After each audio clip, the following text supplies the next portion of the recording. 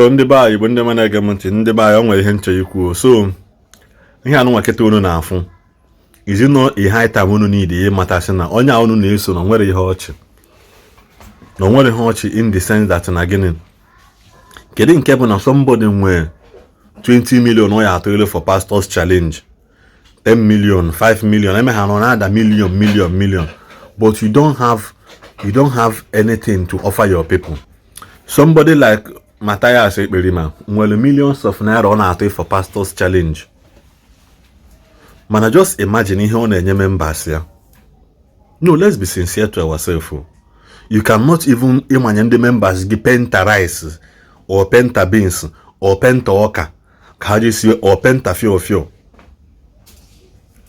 Or is okay na no one need help. Okay, this week you got to an offering. Now I've got mono sinuna. This man mechacha on here. Uni ji eze we bekwele. Uni ji gini eze we bekwele because now onye nwere obi ebele ka na emele ebele. You guys doesn't have obi ebele. So Mathias ekpere mana achu unu ama melu na ebele. Ikalobi na amu members again. Na polythene bag, nylon black, big black, called big black because that thing is not up to jumbo size. Big black nylon. You double in the mother. Half cup of rice, not even full cup. Half cup. In Maya 2, 3 nyaha, which means now moji he each person 1.5 cup of rice. He mother 1.5 cup of rice. Mane potation in $1 million. Why not you book the million now? Send the buy tata. No baka. Organization na bụ Omenala bụ ụzọ egwu okwu asị organization.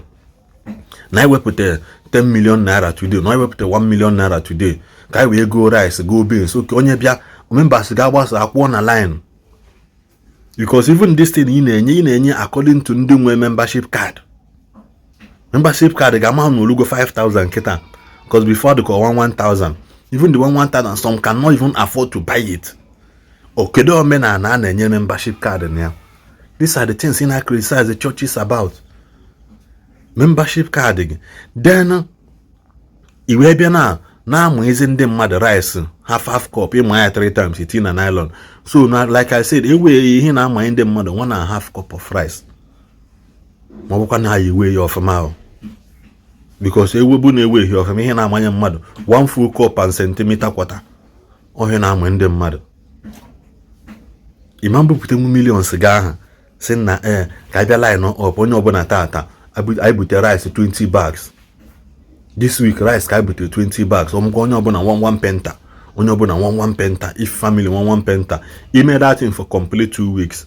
Let me tell you what will happen to you. Igbo people will rally around you. I support the bag.